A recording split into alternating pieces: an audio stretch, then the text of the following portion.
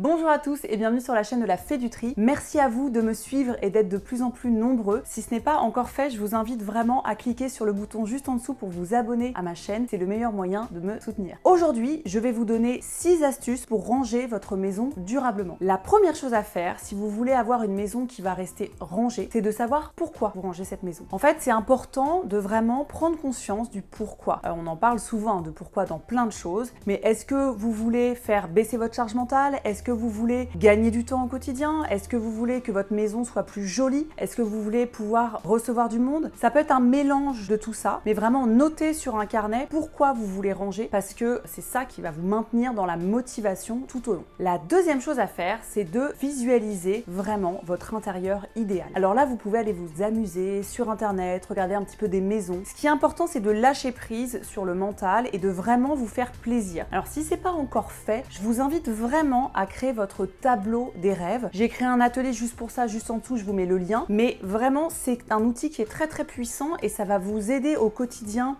pour plein de choses dans votre travail, dans votre maison, dans votre famille, dans vos amours. Le tableau des rêves, pour moi, c'est un élément clé avant chaque changement, que ce soit changement de maison, aménagement, rencontre. C'est bien d'avoir fait un tableau des rêves pour pouvoir vous laisser rêver. Vous allez voir, c'est un atelier qui est super ludique, donc je vous invite vraiment à en faire un. Et si vous en avez déjà un, et ben peut-être rajouter des photos ou des dessins de votre maison idéale, de votre intérieur idéal. Ensuite, la troisième astuce, c'est de visiter votre maison comme si c'était la première fois. Rentrez dans votre maison, prenez des notes, regardez peut-être comme si vous étiez un agent immobilier ou comme si vous étiez une amie qui va chez une autre amie et essayez d'avoir un regard neuf sur votre maison. Vous allez voir, vous allez découvrir peut-être des choses que vous n'aviez pas vues avant, donc c'est hyper intéressant de vraiment faire cet exercice, voire même si vous avez envie, vous pouvez prendre des photos et les regarder plus tard pour avoir vraiment ce regard-là sur votre maison. Une fois que ça c'est fait, vous allez pouvoir définir quelle zone vous voulez ranger. Parce que souvent, quand on range, on se met à ranger un petit peu ici, un petit peu ici, un petit peu partout. Et en fait, si vous n'avez pas déjà fait tout ce travail en amont,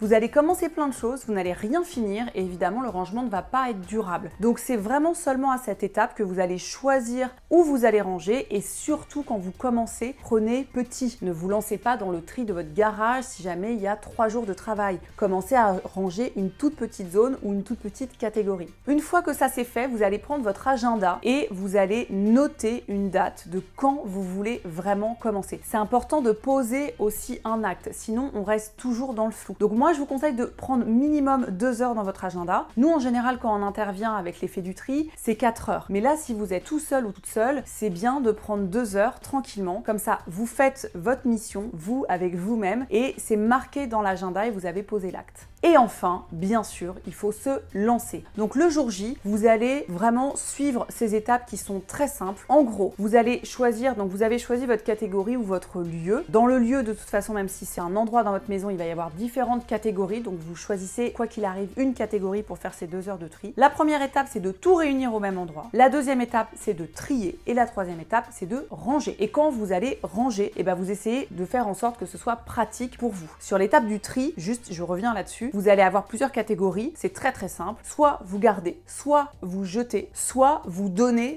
/ vendez. Il n'y a pas d'autre option, donc il n'y a que ces 3 catégories-là. Essayez de bien vous y tenir pour pas vous éparpiller. Et si tout est bien suivi dans cet ordre-là, votre rangement va être durable. Voilà, j'espère que cette vidéo vous a plu. Si vous voulez d'autres astuces sur le rangement et l'organisation, il y en a plein sur ma chaîne, dans les playlists. Je vous invite à aller regarder, il y a déjà beaucoup de contenu. Bon rangement!